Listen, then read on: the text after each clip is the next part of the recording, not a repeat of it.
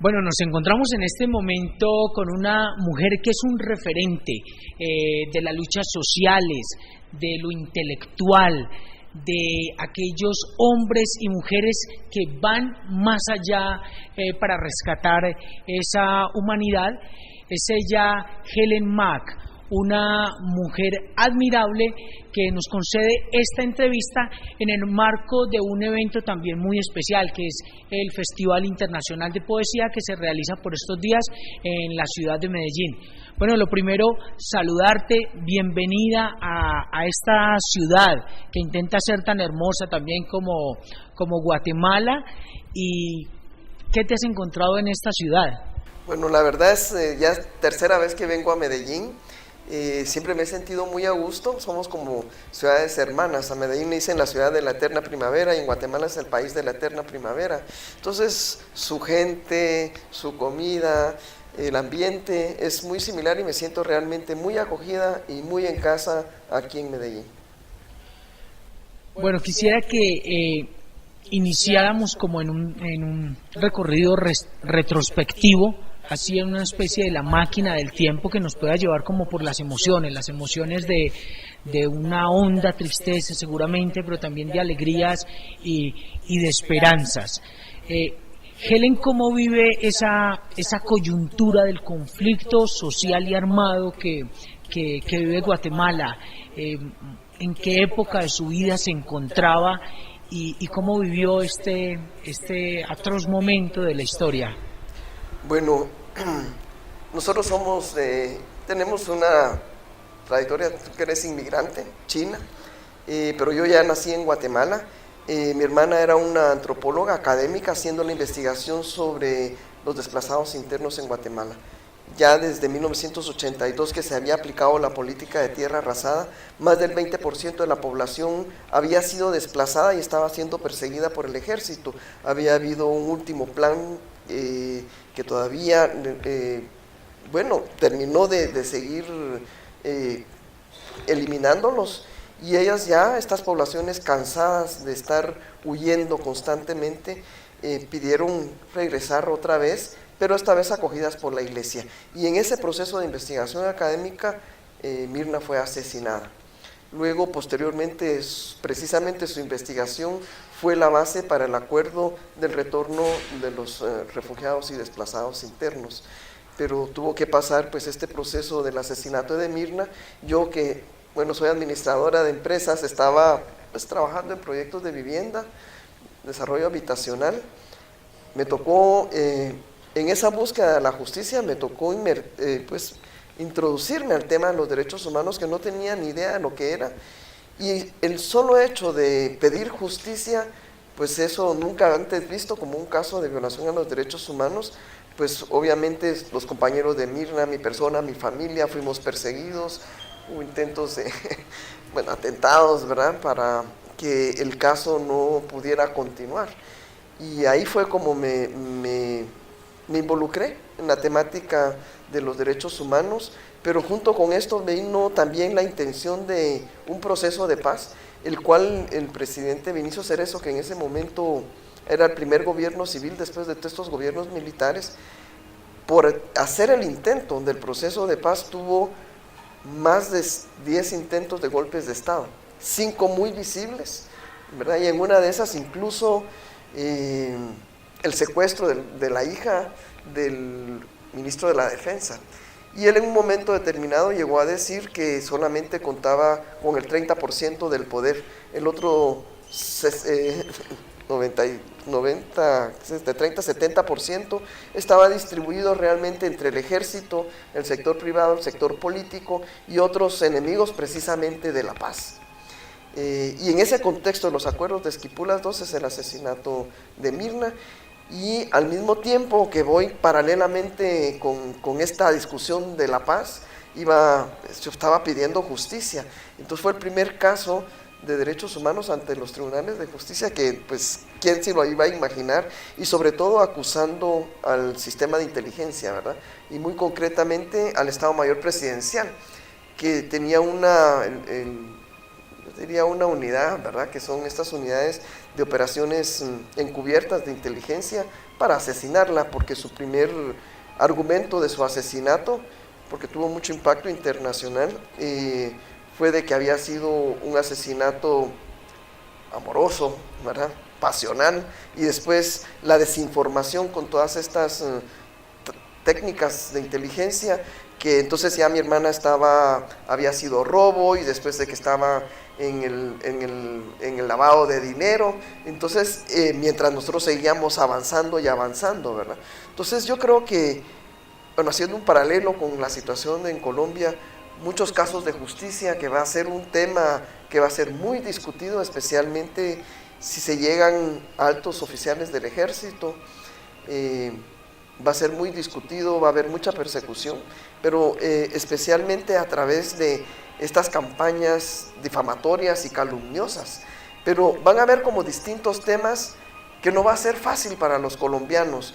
Los acuerdos operativos se van a poder llevar a cabo, pero los sustantivos, los que tienen que ver con lo que originan el conflicto, que normalmente tiene que ver con la problemática de tierras, tiene que ver con la marginación y la exclusión de grandes poblaciones y de grandes porciones de tierra,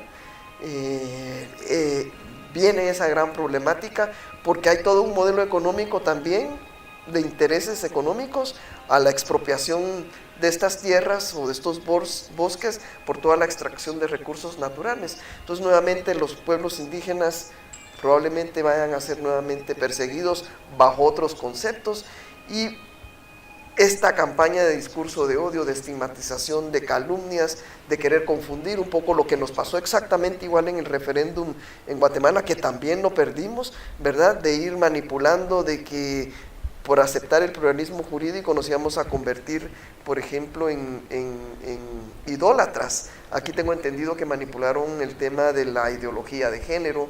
Cuando estábamos hablando sobre los acuerdos de derechos humanos, entonces decían, como está el acuerdo de los niños, de la niñez, entonces decían que los padres ya no iban a poder educar a los niños. Entonces venía una serie de desinformación, pero el objetivo es crear miedo, confusión, para poder manipular y controlar un poco la opinión de la población hacia los objetivos que ellos quieren, y eso probablemente pueda generar esa confusión, pueda generar una polarización, ¿verdad? Y en lugar, esperaría que no sucediera en Colombia, pero entonces en lugar de traer a la unidad, de estar contentos de haber firmado la paz, poco a poco se nos va a ir pasando la ilusión, porque no se van a ver los frutos, al no entender que también esto es un proceso, y eso va a ser utilizado para decir, esta paz no funcionó, para poder querer seguir gozando de las prebendas que se usaban quizás durante el conflicto. Entonces, a todo esto en lo que hay que estar alertas. Es importante la información, estar bien informados, tener pensamiento crítico, pero sobre todo ejercitar mucho lo que, si nosotros realmente creemos en la democracia, lo que realmente es democracia, la tolerancia para poder respetar la opinión del otro, porque si no, nos van a llevar a una polarización nuevamente al estilo de la Guerra Fría, estás conmigo, estás contra mí, que creo que sería el enemigo más peligroso de la paz. Bueno, ya has tocado un tema que para nosotros es muy importante. Aquí las cifras son también gigantescas, hablabas de un 20% en Guatemala, aquí hablamos de 8 millones de víctimas, 5 millones de desplazados, 220.000 homicidios, 70.000 desaparecidos, 33.000 secuestrados. Esas son las víctimas, pero viene un proceso que lo estabas hablando y es el de la revictimización a las familias, a quienes quedaron después de todo ese tema de despojo y de dolor. ¿Cómo ha sido o cómo fue ese proceso de revictimización? ¿Cómo lo vive específicamente tu familia? Porque digamos hay muchos ejemplos, pero tu familia, en el caso de lo que intentaron construir de unas verdades, digamos, de humo, de tu hermana que había muerto por cuestiones pasionales y todo lo que crea esta revictimización. ¿Cómo vive una familia ese aspecto o esa situación? Yo creo que quienes han sido víctimas o familiares de víctimas y los que estamos esperando justicia, no solamente se trata de una justicia legal, sino que hay una justicia que tiene que ver directamente con el tema de la dignidad. Yo te contaba que hoy en la mañana estuve en la escuela pastora, en donde se leyeron unos poemas a unos niños, y hubo un tema, de una poeta brasilera que se llama Diana Araujo, y si me permites quiero leer, pues no puedo leer todo el poema, pero hay una estrofa que a mí me impresionó mucho, porque es lo que estamos viviendo en Guatemala, y lo que el otro trata de hacer es ignorar, y ahí es donde viene, ignorar tu existencia como ser humano, y de ahí es donde viene la revictimización. Y además, todo ese discurso de odio de empezar a decirte, por tu culpa sucedió esto, lo único que te interesa es el dinero, y uno lo que quiere es justicia. Entonces, a eso es a lo que hay que estar atento. Y solo quiero leer, si me permiten, no quiero hacer muy larga la... Un honor. se llama Otras Palabras, de Diana Araujo, es una poeta brasilera, y voy a leer solo un extracto de la estrofa, y dice: nombrarse al nombrar al otro, que tanta falta nos hace en la escala estrepitosa de vivir en el aire. Estirarse en otros para completar la frase, para hacerse sentido y sintaxis humana. Lo humano es salirse por los nombres ajenos para configurarse un poco más a cada paso, embeberse en otras letras y sonidos, tocar al otro, olerlo, vaciarse y volver a llenarse en amistad o el odio, signos contrarios de la misma e intrínseca necesidad angustiante. Odiar al otro es odiarse a sí mismo por la incapacidad de ser íntegro. Sonreír la sonrisa ajena, llorar sus mismas lágrimas, grados de composición de un poema común. Amar al otro es la máxima poesía. Y lo que se nos viene, porque se nos viene todo un cambio del modelo económico, esa, yo diría, ambición de poder, de dinero, de lo que te viene, es lo que va a hacer perderse muchos valores, se va a corromper mucho la sociedad, va a haber una descomposición social. Y no quiero ser ave de mal agüero ni ser tan pesimista, pero ahí es donde tiene que estar también, si ya lo sabemos, nuestra esperanza, nuestra lucha, para que eso no nos suceda y no nos afecte. Por eso es importante el nunca más, la memoria, es muy importante poderla conservar para que nunca más estos eventos, estos hechos se vuelvan a repetir.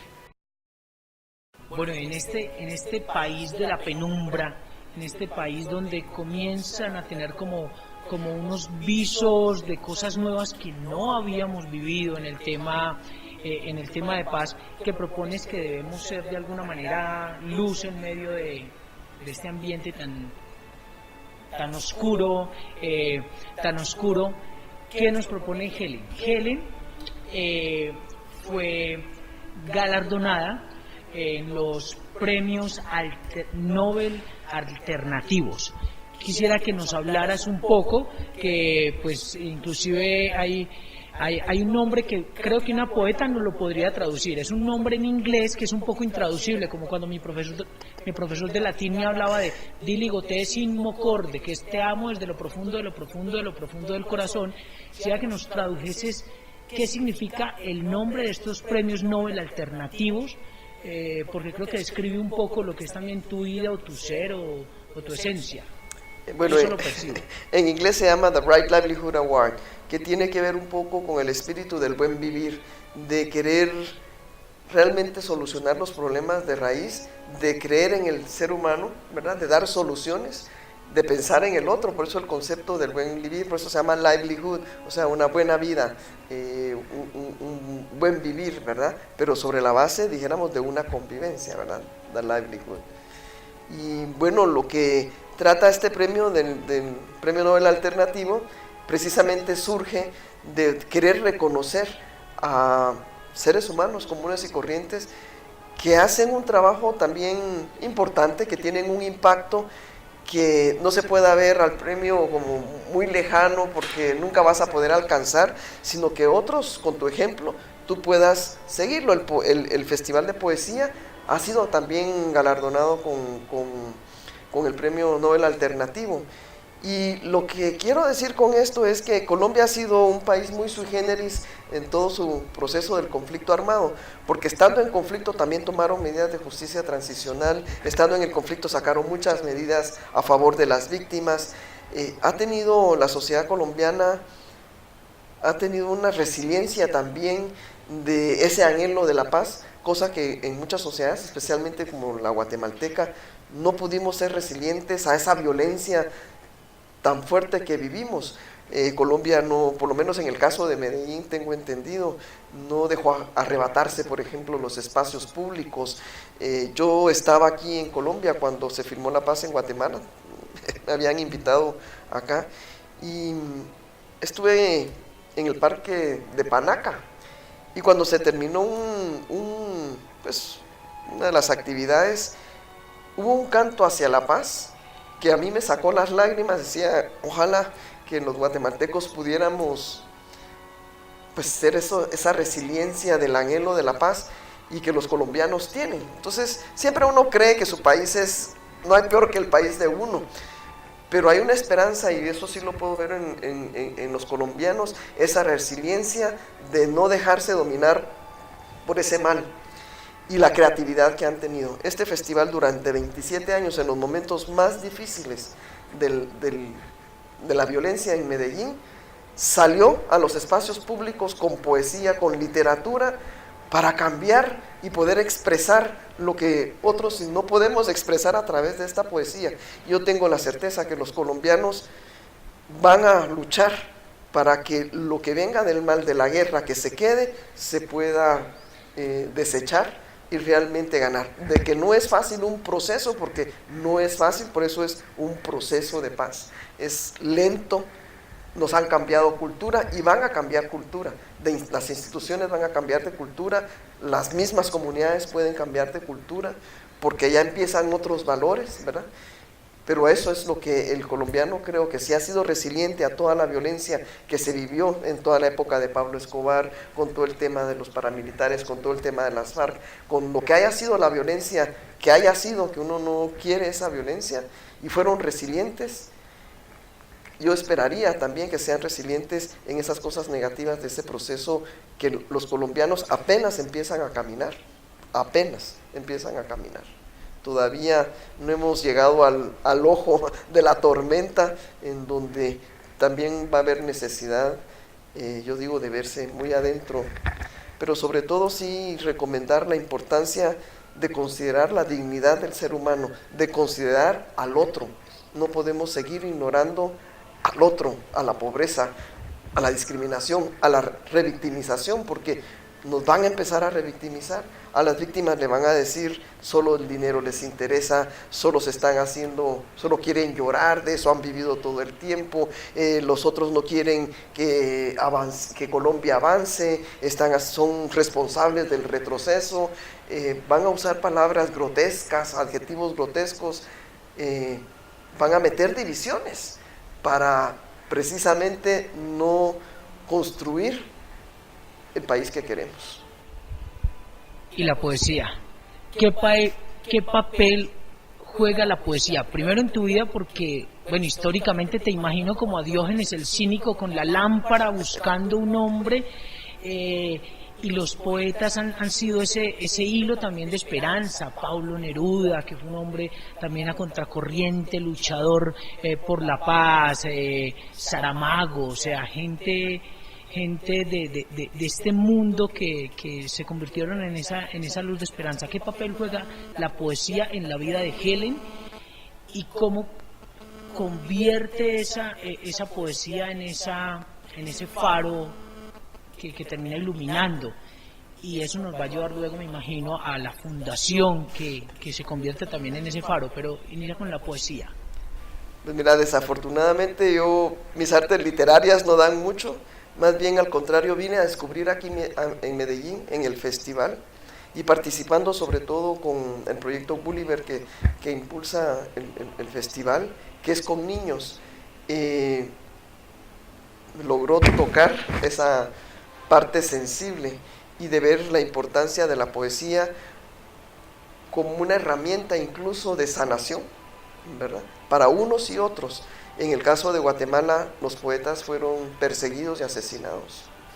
Y por eso, yo no sé si ahí tenemos ese karma que no logramos sacar, pues esa represión o estos sentimientos reprimidos que tenemos. Y aquí era donde yo te decía, en lo peor de la violencia que estaba viviendo Medellín, los poetas, los artistas salieron a la calle, no permitieron que les quitaran sus espacios públicos, y por eso han sido resilientes. Yo por eso sí le deseo realmente a Colombia, al festival, a todos los medallos, como le dicen, ¿verdad?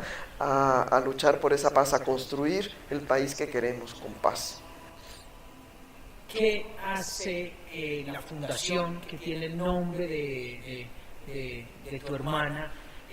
¿A qué se dedica y cómo termina aportando, al fin de cuentas, a soñar otro mundo? Bueno, yo empecé a soñar con la justicia de Mirna, y ahí me fui dando cuenta que la justicia legal no es toda la justicia, que los ciudadanos comunes y corrientes a veces es inaccesible la justicia, poco entendible, poco accesible. Pero teníamos el caso de Mirna en los tribunales, y me tocó y nos ha tocado luchar por ese fin de la impunidad, y ahí fue como empezamos como institución a querer incidir y tener un impacto en las reformas al sector justicia, que no ha sido nada fácil, porque siempre hay un grupo que quiere conservar y mantener la impunidad, que esto también les va a pasar, cada quien en sus circunstancias, ¿verdad? Por eso yo decía que procesos que van a vivir los colombianos, que ya lo estamos viviendo o que ya lo están viviendo los colombianos, tiene que ver y va a atravesar por el tema de impunidad, y obviamente estas redes que ustedes también han sido los primeros en vivirlos con, pues estas redes criminales, ¿verdad? Que es una frontera muy invisible entre lo legal y lo ilegal, lo lícito y lo ilícito, la flexibilidad que tienen las redes, hoy estoy aquí, estoy allá, pero que viven de la corrupción, que viven de la cooptación, y que utilizan medios como la violencia, la coerción política, las mismas necesidades, que van transformando, incluso teniendo impacto en las instituciones estatales, que es lo que hace que la cultura institucional y la cultura de la sociedad vaya cambiando.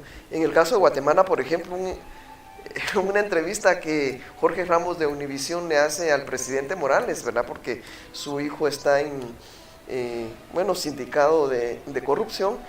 Él dice, bueno, es que en un momento él llegó a decirles que la corrupción es normal. Esto lo está diciendo el presidente, pero con esto lo que quiero ejemplificar es cómo estas redes criminales, que atraviesan también por el crimen organizado en sus distintas actividades, impactan a las instituciones de la paz, porque van a ser impactadas, o de la justicia, y van a cambiar la cultura. Y por eso el tema vuelvo a insistir, el tema ético, el tema de la integridad, el tema de los valores va a ser importante seguir impulsando. Helen, un imaginario.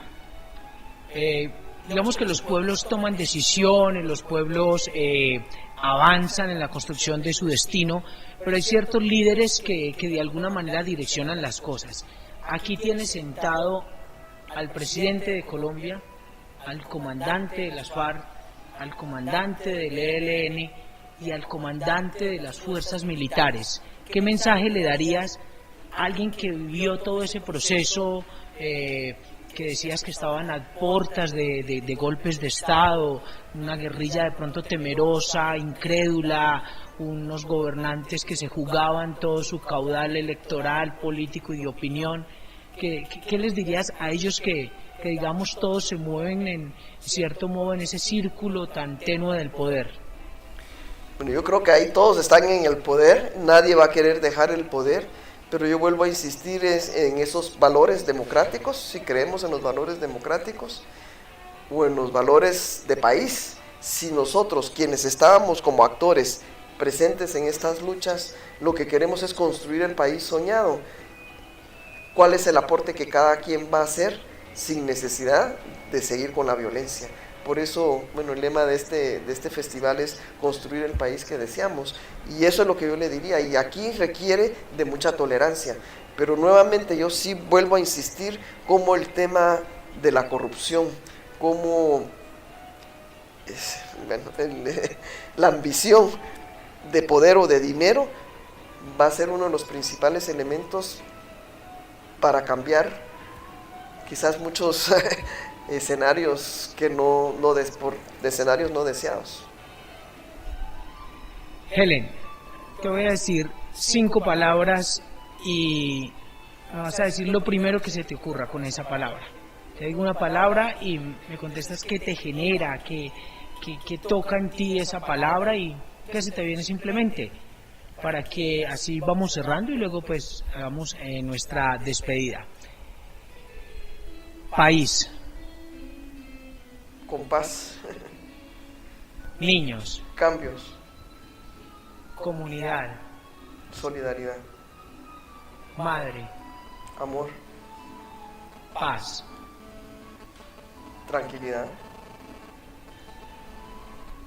Bueno, entonces tuvimos un encuentro realmente muy hermoso, un encuentro que nos hace adivinar un poco el futuro, de temores, pero sobre todo de esperanza, con nuestra Premio Nobel Alternativa. O sea, uno termina creyéndole a un premio Nobel alternativo cuando un premio Nobel se lo ganó Barack Obama. Uno dice, debe haber algo alternativo. Y qué rico encontrarnos contigo y que nos hayas compartido todas estas experiencias. Y finalmente, pues un saludo para toda la gente de Colombia que cree que Colombia avanza. Yo sí diría, vuelvo a insistir que mientras hay vida hay esperanza, y por esa esperanza es la que tenemos que luchar realmente por cambiar nuestro país, pero sí un mensaje de verdad que es importante el pensamiento crítico, que dejarse llevar y repetir lo que otros dicen no es realmente construir el país que queremos. Hay suficiente tecnología, tenemos la educación, Colombia tiene la educación suficiente como para tener un pensamiento crítico y tener un criterio propio y no solamente repetir lo que los otros digan. Es importante tener ese pensamiento crítico y poner en duda, investigar y a partir de una experiencia propia sacar una decisión, pero no solamente repetirla y dejarse llevar por comodidad, por lo que otros dicen que nos van a polarizar, que ya quizás no va a ser con la violencia de las armas que tenían, pero va a ser otra violencia, yo sí te diría quizás psicológica, una violencia de espíritu, porque se van a ir envenenando con estos discursos de odio que van a venir con tal de polarizarnos, y unos y otros se van a estar echando la culpa, y lo que hay que ver es que quien genera ese discurso de odio lo que está practicando es pues esa teoría del espejo, ¿verdad? Está proyectando lo que ellos quieren, lo proyectan en el otro, y ahí en ese análisis es que yo le pido a los colombianos que no se dejen de llevar, que tengan ese criterio propio, que no se dejen polarizar, que lo que queremos es salir de la violencia para construir un país con paz. Bueno, para todos los medios federados de la Federación Internacional de Prensa de los Pueblos, nos acompañó Helen Mack.